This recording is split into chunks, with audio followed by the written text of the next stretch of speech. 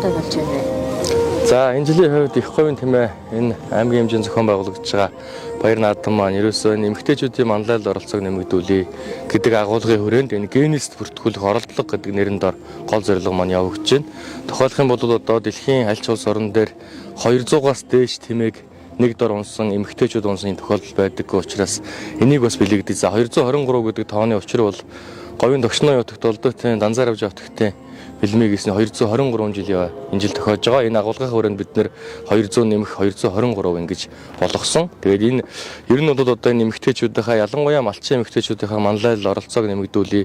Дээрээс нь хотогтын 3 шүтээний маань нэг нь өөрөө эмэгтэй хүн байсан. Энэ агуулгын хүрээнд энэ генест бүртгүүлэх оролдлого гэдэг бол зорилгоор энэ тэмцээний тэмээний баярыг хийж байгаа, өвлийн фестивалыг хийж байгаа онцлогтой байна. За тэгээд генест бүртгүүлэхийн тулд бид нар яагаад оролдлого гэд нэрлээд байна гэхээр энэ олон шат дамжлагтай, процессын ажлуудтай, материал юм хүлээж авдаг, ингээд шалгаруулж эцсийн дүн гардаг учраас ингэж явж байна. Ямар ч байсан одоо цаад зохион байгуулах комиссоос тавьсан шаардлагыг буюу энийгээ бүлэгчдүүд хийгээд одоо явууллаа. За дараагийн нэг онцлог бол энэ 14 сумын гэрэн тэмээчд малчт маань ирж бүтэн 2 өдрийн турш одоо энэ өв соёлын өргөө гэж нэрлэдэг байгаа. Бид нар найр наадмаас илүү өв соёлыг түгээн дэлгэрүүлэх одоо хойтлын сомдгод боржгон сомд байна. Бараа уртал, бараа унтлын сомд гэдэг юм уу, урдлын сомд бол одоо тэмээний соёлыг илүү өргөнлөөр хөгжүүлж байгаа сомд гэдэг юм уу. Эдгээр онцлогийг харуулсан 14 сумын бас гэр үзэсгэлэн гарч байна. Мөн одоо энэ музей сургууль судалгааны төв соёл урлагийн газраас бүтэн үзэсгэлэн одоо нэг гэрийг дэглэж бас жуулчдад зориулсан юм үзэсгэлэн, иргэдэд зориулсан үзэсгэлэн гаргаж байна. За мөн дээрээс нь нэмээд ярих юм бол энэ язгуур урлаг буюу ардын авиаснуудынхаа бас энэ өвлөө уламжлагчийн авиас чадварыг нэг зорилгоор сум болгоныг бас одоо энэ 10 гаруй төрлийнх нь нэг төрөл болгож энэ шалгаруулалтын юм ажлуудыг бас хийгдэж явж байна. Тэгээ хамгийн одоо онцлог нь бүгд найрамдах Монгол Ард улсын Хөдөлмөрийн Баатар Насангийн Хүрээт Баатарын нэрэмжит гэж явж байгаа. Дорногов аймгийн Мандах сумын хүн. Тэгээ 1004 тэмээ одоо тоолуулж Хөдөлмөрийн Баатар болж исэн хүн юм бэлээ. Тэгээ нэг сонин тохиолдол өчигдөр бас энэ бүх 14 сумаас оролцож байгаа тэмээний яг хяналтын тоо гарахад өглөө нээлтэн дээр бас яг 1004 тэмээ одоо энэ далайн тал гэж нэрлэдэг энэ хүндий цугласан. Бас энийг тийм бэлэгдэлтэй юм байлаа да. Оролдлого гэж ярьж байгаа. Тэгэхээр яг хичнээн оролдлогын дараа, хичнээн үйлдэлийн дараа албан ёсоор одоо генесийн амжилтын эзэн гэж нэрлэгдэх юм болоо. Ер нь яг хүсэлт явуулаа. Тэгээд одоо тэр генесийн шалгаруулалтын товчон гэдэг юм уу комиссонд одоо Бээжин төвтэй юм одоо комиссон бол манай энэ материалыг хүлээж авах юм билээ. Нэгдүгээрт нь хүсэлтээ явуулаад тэр нөгөө мэйл имэйл бичээ. Дараа нь бол одоо жишээ нь өчигдөр нь 2 телевиз энэ 223 байжгаад 350 бүсгүй болж байгаа. Яг нөгөө оролцох тоо нэмэгдсээр байгаа. Гэхдээ аль биесны одоо тэр 223 гэж бид нэр анх ярьж исэн. Энэний бичлэгийг бүтэн нэгч тасралтгүй бичих хэрэгтэй байна. Жишээ нэг шалгуур. Ингээд бүтэн нэгч одоо дунд нь пауз авахгүй тасралтгүй бичээд гэдэг нь нэг шалгуур. За ингээд нөгөө хэлсэн бичлэг, видео, за оролцсон хүмүүсийн одоо батламж, бүртгэл гэдэг энэ бүх юмнуудыг холбогдох материалыг цуглуулад дөнгөөх нь хуудастай энэ тамга тэмдэгтээ албан ёсны болгоод явуулна. За тэнд нь бол одоо хариу нь гарахтаа болсон болоогүй гэдэг нь эргээд хэлэх. Хугацааг нь бол бид нөөс тусдаа энэ генесийг байгуулах ажлын хэсэг гэдээ байгуулсан. Тэр хүмүүс бол нарийн бас деталь юмнууд нь бас илүү ярих бах.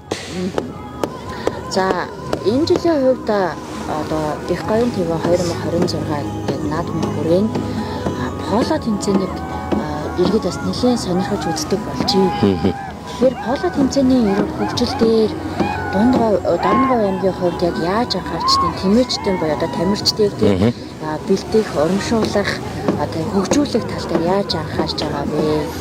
Полоны хувьд манай Дорногов аймгийн сайхан талаан сум одоо хамгийн их олон баг оролцдог. 2-3, 3-4 баг. За ингээд Дорногов аймгийн сайн шин сумын зүүн баян буюу одоо сайн шин сумын 5 дугаар баг бас их өргөн дэлгэр сайн оролцдог. Ингээд энэ тэмээг одоо голлон эрхэлдэг энэ тэмээний аж ахуй хөгжүүлдэг сумдуудаа бол нэлээ сум орон нутгийн ч гэсэн дэмжиж өргөн бүрэлдэхүүнтэй оролцдог. Тохиолдох юм бол одоо сайхан дулаан манай зүүн баянгийн хоёрыг бол Дундгов аймаг зохион байгуулагчдын улсын наадамд бол хоорондоо авчираад таарад. За ингээд зүүн баянгийн баг нь одоо хожоод чигээр явсаар байгаа төрүүлсэн баг жишээний.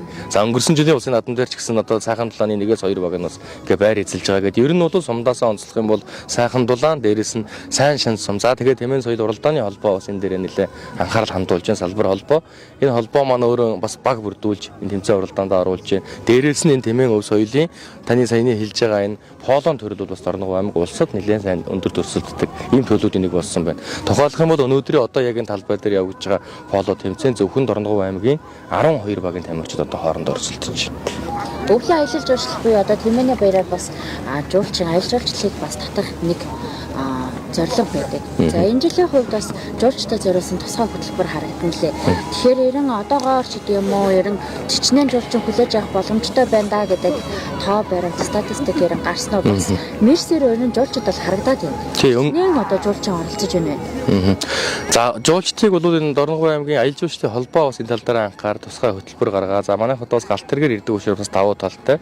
За бүгд нөрөн Хятад, Солонгос, Япон, Англи гэдэг юм уу те. Ингээд нэлээ одоо олон орны жуулчдууд өчигдөр харагдаж байлаа. Нарийн тоо бол аялал жуулчдын холбоо илэх бах. Тухайлх юм бол өнгөрсөн жилийн одоо энэ Тэнгэрийн утга фестивалыг Дорногов аймаг зохион байгуулахад бүх ажлын хэсгийн нэгтгэл дүнгээр ихэд 25,000 гаруй жуулчид давхарсантайгаар ирсэн байна.